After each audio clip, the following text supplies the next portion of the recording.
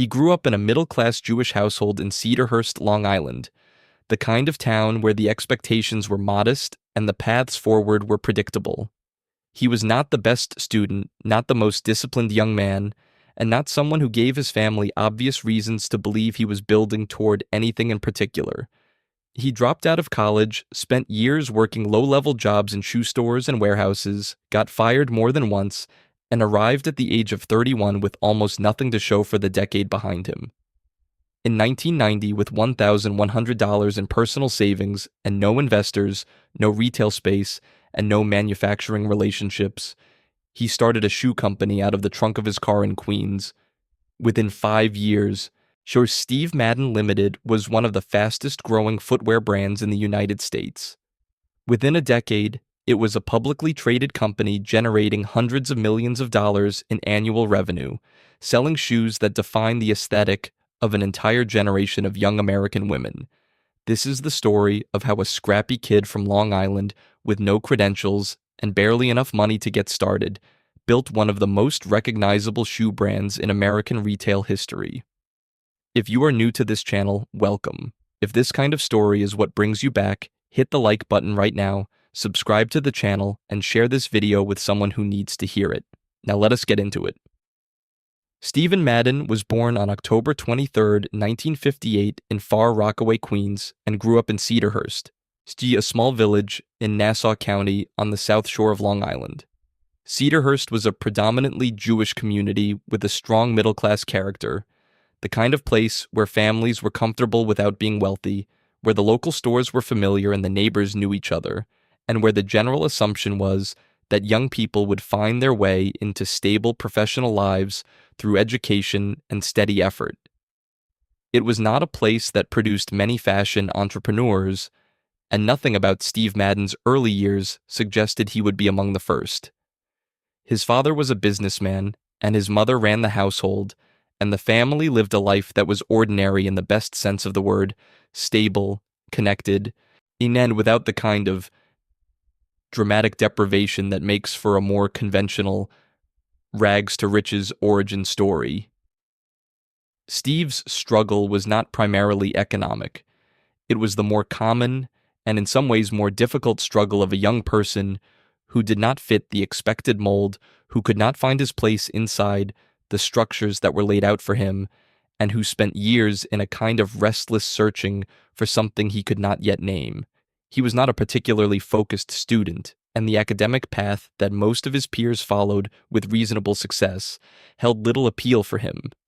What held his attention instead was far more specific and far less respectable in the context of a community that measured ambition in professional degrees and stable careers. Steve was fascinated by shoes, not in the abstract, its aesthetic way that a designer might describe a lifelong passion, but in a practical, almost obsessive way rooted in the physical reality of the object itself. He paid attention to the shoes people wore in a way that most people paid attention to nothing, noticing the construction, the heel height, the material, the way a particular style communicated something specific about the person wearing it. He could not have articulated a design philosophy at 15 or 16 years old, but he was already doing the work that would eventually produce one, accumulating observations about what worked and why, building an instinctive understanding of the relationship between footwear and identity that would eventually become the foundation of a billion-dollar brand. If you are enjoying this story so far, and now is a great time to subscribe to the channel, hit the like button, and share this video. There are more stories like this one coming, and you do not want to miss them. After high school, Steve enrolled at the University of Miami, where he lasted a relatively short time before the pull of the real world, or at least his version of it, proved stronger than the pull of academic completion. He left without a degree and returned to the New York area, where he began doing the only thing that genuinely interested him, working in and around the shoe industry in whatever capacity he could find. His first significant position was at Soupçon, a small shoe boutique in Great Neck, Long Island, where he worked as a sales associate and learned the retail side of the business from the floor up. And he was good at selling shoes in the way that people are good at things they actually care about.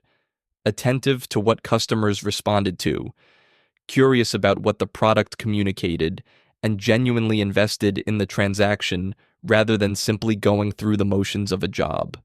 From retail, he moved deeper into the industry, eventually landing a position at L.J. Simmons, a New York-based shoe company that gave him exposure to the wholesale and manufacturing side of the business he had previously only experienced from the retail end.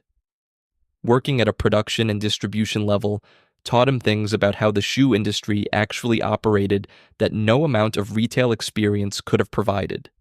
He learned how shoes were made, how designs moved from concept to sample to production, how wholesale relationships worked between manufacturers and retailers, how margins were structured, and how the difference between a shoe that cost $8 to make and one that cost $12 to make could mean the difference between a business that worked and one that did not. He was not an executive learning these things from a boardroom. He was a young man in his 20s doing practical work at a practical level, and the education was thorough precisely because it was direct. He also spent time during these years developing his own design sensibility with increasing specificity. The shoe market in the 1980s, as Steve observed it from his position inside the industry, was organized around a set of assumptions about what different categories of customer wanted that he believed were incomplete. And the high end of the market served women who could afford luxury footwear from established European brands. The mass market served women who needed functional, affordable shoes, but were offered little in the way of design ambition. The space in between, where a young woman with a modest, disposable income could find shoes that were genuinely fashion-forward, genuinely exciting, and genuinely affordable, was underserved in a way that Steve found increasingly difficult to ignore the longer he worked inside the industry. He was not the only person who could see that gap, but he was among the few who were positioned to do something about it. In 1990, Steve Madden was 31 years old. He had spent the better part of his 20s working inside the shoe industry in positions that had taught him a great deal but had not given him any significant financial resources, professional status, or institutional backing. What he had instead was a clear and specific idea, a design philosophy built on years of observation, and the kind of conviction that comes from knowing an industry from the inside out and believing you can see something in it that others have missed. He also had $1,100 in personal savings, which was essentially the entirety of his financial position at that moment. He used that money to produce his first small run of shoes, a style he had designed himself based on his understanding of what young women in the New York market wanted but could not find at a price they could reasonably pay. The shoes reflected everything he had been thinking about for years: fashion-forward design with genuine aesthetic ambition, construction quality sufficient to hold up under real wear, and a price point that placed them within reach of a consumer who was largely being ignored by the more design-conscious end of the market. He had no retail space, no advertising budget, and no established relationships with the major shoe retailers who would have been the obvious channel for a new brand. What he had was a car, a trunk full of shoes, and a willingness to sell them directly to whoever would look at them. He drove to Queens and began approaching small independent shoe boutiques, walking in without appointments, showing the buyers what he had made, and asking for orders. This was not a glamorous beginning, and it required the kind of persistence and tolerance for rejection that most people find difficult to sustain when the stakes feel immediate and the resources are genuinely limited. Steve did not have the option of a slow, patient brand-building strategy. He needed revenue quickly enough to produce the next run of shoes before the small amount of capital he had started with ran out entirely. Every sale mattered in a way that would have been difficult to fully appreciate from the outside, but the shoes sold. The small boutiques that took a chance on the first Steve Madden samples found that their customers responded to them with immediate enthusiasm, which was the feedback that turned a promising idea into a real business proposition.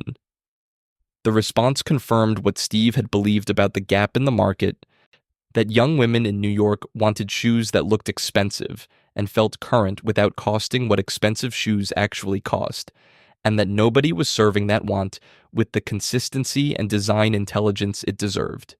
He reinvested every dollar of early revenue into the next production run, building the business incrementally from the cash it generated rather than from outside capital, which meant the growth was slower than it might have been, but entirely self-sustaining. The design language that Steve Madden established in his first years of operation was specific enough to be immediately recognizable and broad enough to work across multiple styles and occasions. He gravitated toward exaggerated proportions, chunky platform soles, bold heel shapes, and the kind of maximalist detailing that communicated fashion confidence rather than restrained elegance. These were not subtle shoes. They were shoes that made a statement, that announced their presence, and that gave the young women who wore them a way of participating in the fashion conversation at a price point that felt accessible rather than aspirational. The aesthetic was urban, energetic, and unapologetically bold in a way that resonated deeply with the specific consumer Steve had designed for. The platform shoe in particular became the signature expression of the Steve Madden aesthetic in the early 1990s, arriving at a cultural moment when the fashion industry was moving toward maximalism and excess in ways that made the brand's exaggerated proportions feel perfectly timed rather than excessive.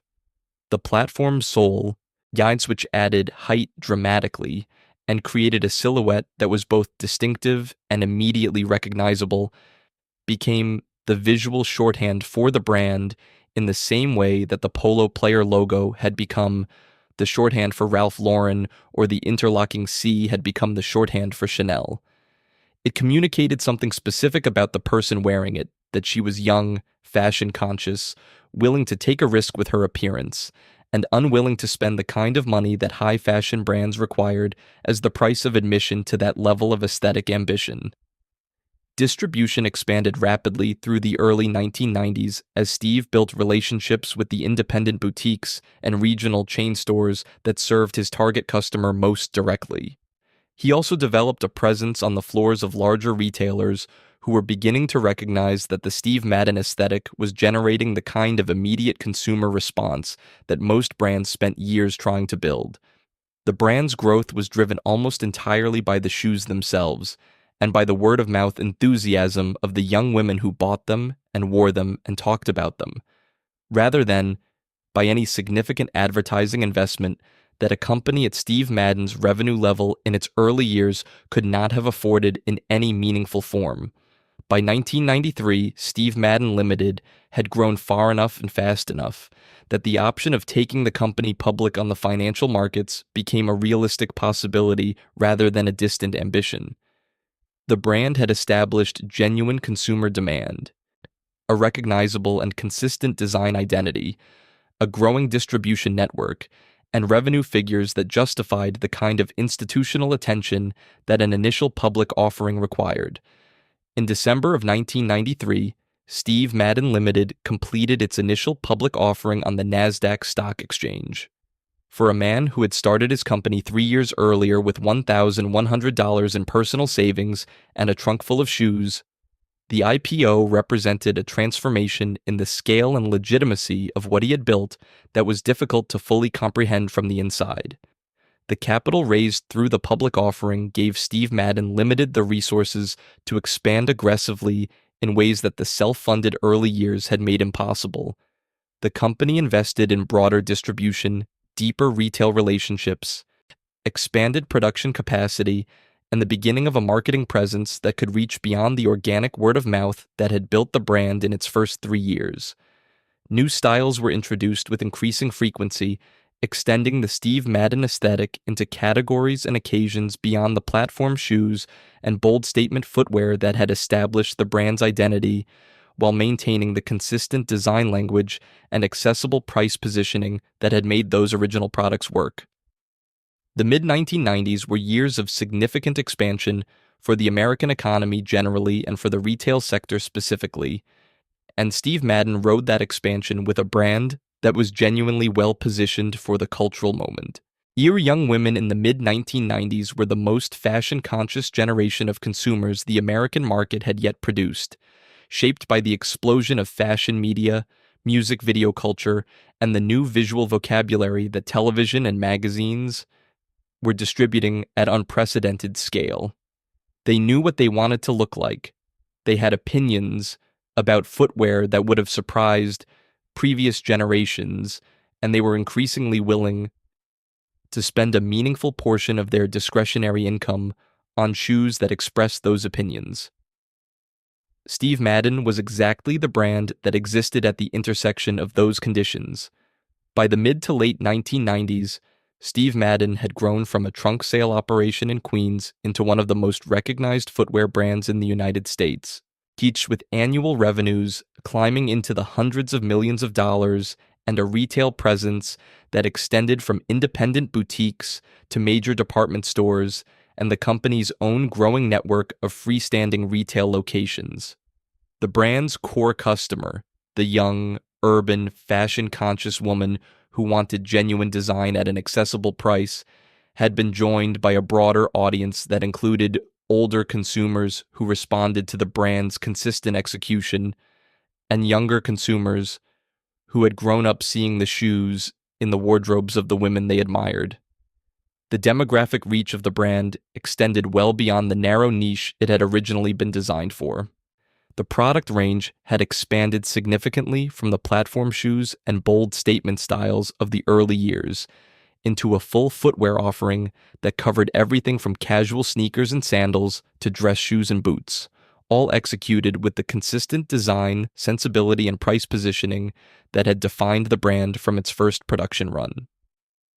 Steve remained the creative center of the company throughout this expansion, personally involved in the design process at a level of detail that was unusual for a founder managing a business of that scale, reviewing samples, directing style choices, and maintaining the specific aesthetic identity that he had established in 1990 with the first shoes he produced from $1,100 of personal savings.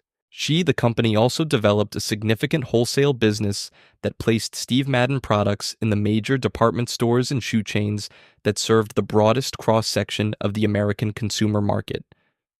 Relationships with retailers, including Nordstrom, Macy's, and the major national shoe chains, gave the brand distribution access that multiplied its reach far beyond what the company's own retail footprint could have achieved alone. And the consistent sell-through performance of Steve Madden products in those retail environments strengthened the wholesale relationships and justified the floor space and promotional investment that the major retailers allocated to the brand. The Steve Madden story is, at its core, a story about the power of specificity. Seeing not every founder who builds something significant does so by addressing a massive, obvious market with a comprehensive solution. Steve Madden built his brand by seeing one specific gap in one specific market with uncommon clarity, and then filling that gap with a consistency and creative integrity that compounded over years into something genuinely large. He understood one customer, the young woman who wanted fashion-forward shoes at a price she could actually afford, with more precision than almost anyone else in the American footwear industry at the time he started, and he built everything around that understanding without allowing the business pressures of growth and expansion to dilute the original clarity of the idea. The $1,100 beginning is the part of the story that gets the most attention, and it deserves the attention it gets, because it represents something more than a dramatic contrast between where the brand started and where it ended up. It represents the fact that Steve Madden built his business without the safety net of significant outside capital, which meant that every decision he made in the first years of the company had to be right enough to generate the revenue that would fund the next decision. There was no investor capital to absorb the cost of a mistake. There was no institutional backing to provide runway during a slow quarter. The business survived and grew because the shoes were genuinely good and the market wanted them, which is the most honest kind of validation that a consumer brand can receive. What Steve Madden proved was that expertise accumulated through years of unglamorous work inside an industry is a more reliable foundation for building something lasting than almost any other starting advantage. He did not have a design degree. He did not have family money or institutional connections. He did not have a mentor who opened doors for him or an investor who believed in him before the evidence existed to justify belief. What he had was more than a decade of direct experience inside the shoe industry at every level, from retail sales floor to wholesale production, that gave him an understanding of the market and the product that no amount of formal training or outside observation could have replicated. That understanding was the real capital he started his company with, and $1,100 was simply enough money to convert that capital into its first physical form.